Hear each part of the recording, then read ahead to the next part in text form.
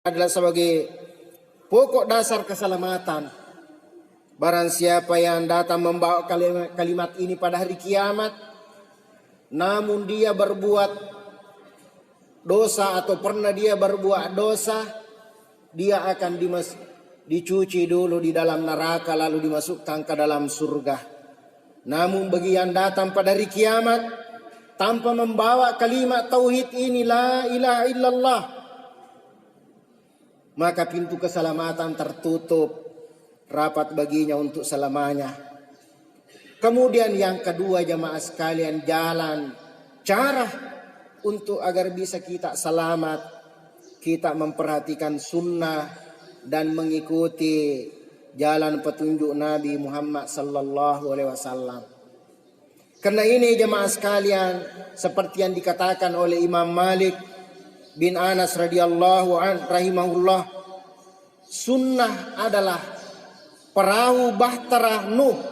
Barang siapa yang menaikinya maka ia selamat, namun siapa yang meninggalkannya ia pasti tenggelam. Banyak ayat yang menekankan hal ini jemaah sekalian. Allah memperingatkan dengan keras bahwa orang yang menyalahi sunnah, menyalahi perintah Rasulullah sallallahu alaihi wasallam itu akan diberikan musibah dan fitnah kepadanya. Jemaah sekalian, di antara ayat yang menunjukkan bahwa Nabi sallallahu alaihi wasallam, bahwasanya Allah berfirman dalam Al-Qur'an, "Falyahzaril ladzina yukhalifuna an amrihi an tusibahum fitnah." Maka hendaklah orang-orang yang menyalahi perintah Rasulullah, yaitu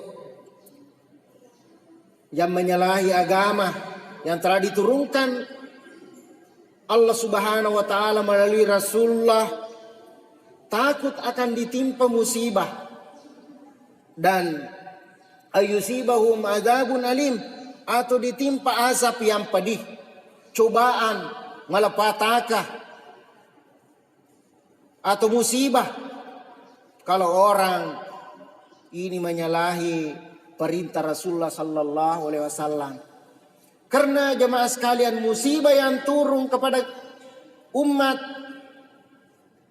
kepada sekelompok manusia itu karena ada dosa yang dilakukan oleh umat itu pada negeri itu, lalu dia tidak menganggapnya sebagai dosa.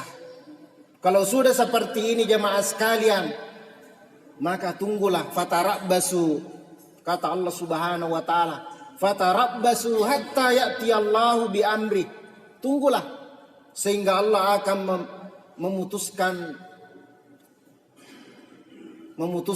memutuskannya. Jemaah sekalian, karena apa yang sejarah atau kisah yang dicantumkan Allah Subhanahu wa taala dalam Al-Qur'an, seperti kaum Ad, kisahnya Nabi Lut, di mana mereka lebih menyukai mendatangi dengan sesama jenisnya, atau wanita lebih menyukai sesama jenisnya dalam artian LGBT, lesbian atau homoseks. Ketika umat melakukan seperti yang dosa-dosa yang dilakukan pada umat-umat yang terdahulu, maka itu